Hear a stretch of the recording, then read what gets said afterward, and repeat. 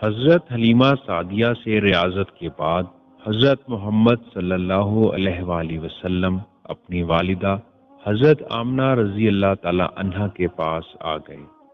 حضور اقدس صلی اللہ علیہ وآلہ وسلم کی عمر شریف جب 6 برس کی ہو گئی تو آپ کی والدہ ماجدہ رضی اللہ تعالی عنہا آپ صلی اللہ علیہ وآلہ وسلم کو ساتھ لے کر مدینہ منورہ آپ کے دادا کے ننھیال بنو عدی بن نجار میں رشتہ داروں سے ملاقات یا اپنے شوہر کی قبر کی زیارت کے لیے تشریف لے گئیں۔ حضور صلی اللہ علیہ وآلہ وسلم کے والد ماجد کی باندی ام ایمن بھی اس سفر میں آپ کے ساتھ تھی۔ وہاں سے واپسی پر ابا نامی گاؤں میں حضرت بی بی آمنہ رضی اللہ تعالی عنہا کی وفات ہو گئی اور وہ وہیں مدفن ہوئی۔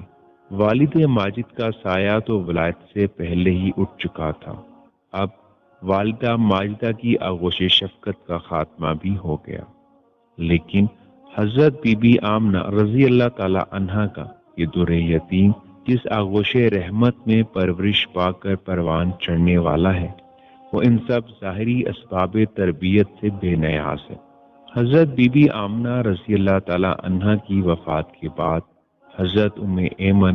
رضی اللہ تعالی عنہا آپ صلی اللہ علیہ وآلہ وسلم کو مکہ مکرمہ لائیں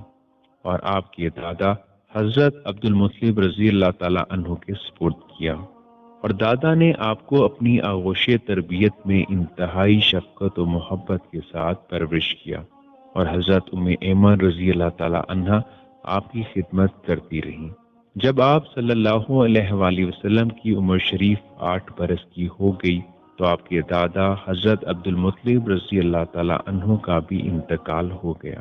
حضرت عبد المطلب رضی اللہ تعالی عنہ کی وفات کے بعد آپ صلی اللہ علیہ وآلہ وسلم کے چچا حضرت ابو طالب رضی اللہ تعالی عنہ نے آپ کو اپنی آغوش تربیت میں لے لیا، اور حضور صلی اللہ علیہ وآلہ وسلم کی نیک خصلتوں اور دل لبھا دینے والی بچپن کی پیاری پیاری اداؤں نے حضرت ابو طالب رضی اللہ تعالی عنہ کو آپ صلی اللہ علیہ وآلہ وسلم کا ایسا گرویدہ بنا دیا کہ مکان کے اندر اور باہر اور ہر وقت آپ کو اپنے ساتھ ہی رکھتے، اپنے ساتھ کھلاتے پلاتے، اپنے پاس ہی آپ کا بستر بچھاتے، اور ایک لمحہ کے لیے بھی کبھی اپنی نظروں سے اوجھل نہیں ہونے دیتے تھے۔ حضرت ابو طالب رضی اللہ تعالی عنہ کا یہ بیان کہ میں نے کبھی بھی نہیں دیکھا حضور صلی اللہ علیہ وآلہ وسلم نے کسی وقت بھی کوئی جھوٹ بولا ہو، یا کبھی کسی کو دھوکہ دیا ہو، یا کبھی کسی کو کوئی ایذا پہنچائی ہو، یا بےہودہ لڑکوں کے پاس کھیلنے کے لیے گئے ہوں، یا کبھی کوئی خلاف تہذیب بات کی ہو۔ ہمیشہ انتہائی خوش اخلاق، نیک اتوار، نرم گفتار، بلند کردار اور اعلیٰ درجہ کے پارسا اور پرہیزگار رہے۔ ایک مرتبہ ملک عرب میں انتہائی خوفناک قحط پڑ گیا۔ اہل مکہ نے بتوں سے فریاد کرنے کا ارادہ کیا، مگر ایک حسین و جمیل بوڑھے نے مکہ والوں سے کہا کہ اے اہل مکہ،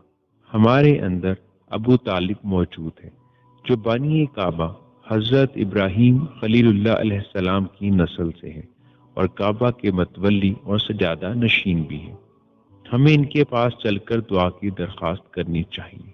چنانچہ سرداران عرب ابو طالب کی خدمت میں حاضر ہوئے اور فریاد کرنے لگے کہ اے ابو طالب،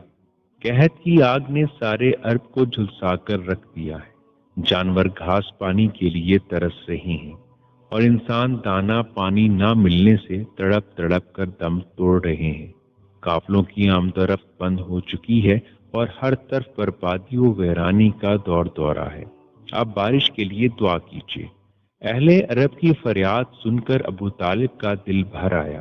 اور حضور صلی اللہ علیہ وآلہ وسلم کو اپنے ساتھ لے کر حرم کعبہ میں گئے، اور حضور صلی اللہ علیہ وآلہ وسلم کو دیوار کعبہ سے ٹیک لگا کر بٹھا دیا اور دعا مانگنے میں مشغول ہو گئے۔ درمیان دعا میں حضور صلی اللہ علیہ وآلہ وسلم نے اپنی انگشت مبارک کو آسمان کی طرف اٹھا دیا۔ ایک دم چاروں طرف سے بدلیاں نمودار ہوئیں، اور فوراً ہی اس زور کا باران رحمت برسا کہ عرب کی زمین سیراب ہو گئی۔ جنگلوں اور میدانوں میں ہر طرف پانی ہی پانی نظر آنے لگا۔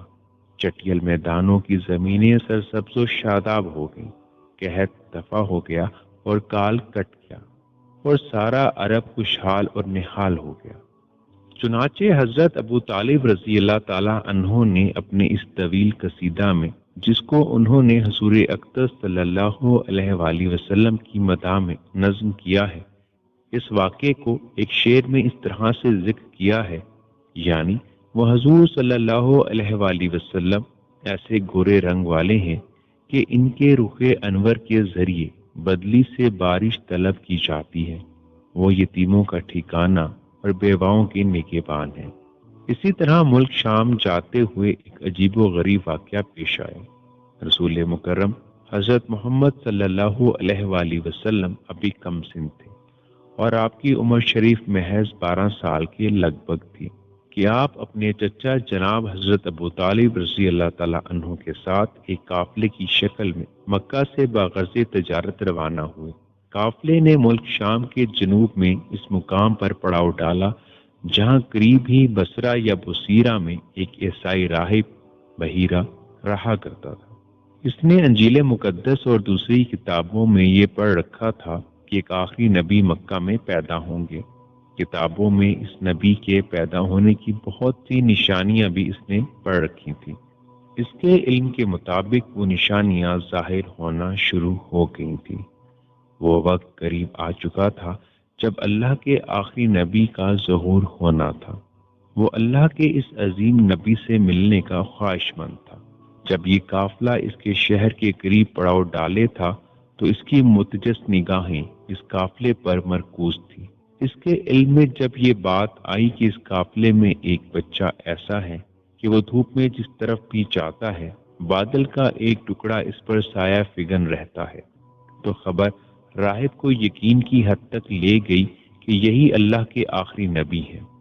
لیکن 100% تصدیق کے لیے اسے ابھی کچھ اور بھی تجربہ کرنا تھا۔ اس کا اضطراب دیدنی تھا، حالانکہ وہ اپنی خانقاہ سے سال میں 1 یا 2 بار ہی باہر آتا تھا، لیکن اس خبر نے اسے فوراً باہر آنے پر مجبور کر دیا۔ اس نے قافلے کے تمام لوگوں کو کھانے پر مدعو کیا۔ سب لوگ دعوت پر آئے، لیکن وہ 12 سال کا بچہ دعوت میں موجود نہیں تھا، جس سے وہ راہ ملنے کے لیے بے چین تھا۔ اس بچے کے نہ آنے سے وہ بے قرار باہر کی جانب آیا،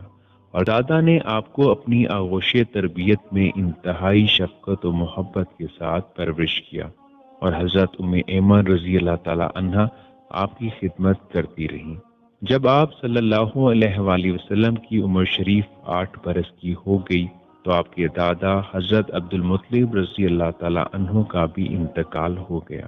حضرت عبد المطلب رضی اللہ تعالی عنہ کی وفات کے بعد آپ صلی اللہ علیہ وآلہ وسلم کے چچا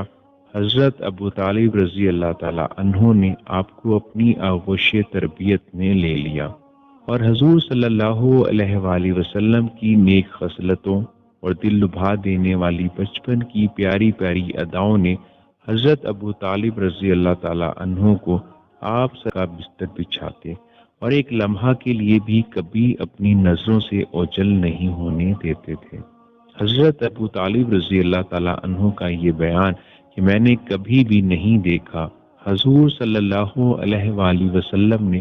کسی وقت بھی کوئی جھوٹ بولا ہو، یا کبھی کسی کو دھوکہ دیا ہو، یا کبھی کسی کو کوئی ایذا پہنچائی ہو، یا بےہودہ لڑکوں کے پاس کھیلنے کے لیے گئے ہوں، یا کبھی کوئی خلاف تہذیب بات کی ہو۔ ہمیشہ انتہائی خوش اخلاق، نیک اتوار،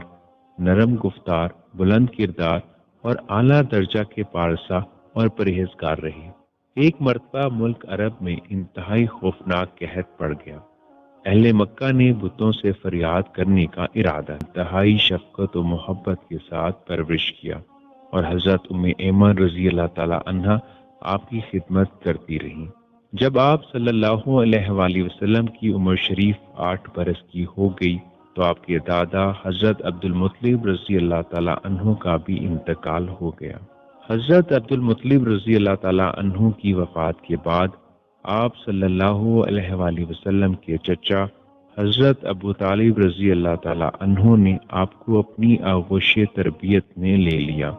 اور حضور صلی اللہ علیہ وآلہ وسلم کی نیک خصلتوں اور دل لبھا دینے والی بچپن کی پیاری پیاری اداؤں نے حضرت ابو طالب رضی اللہ تعالی عنہ کو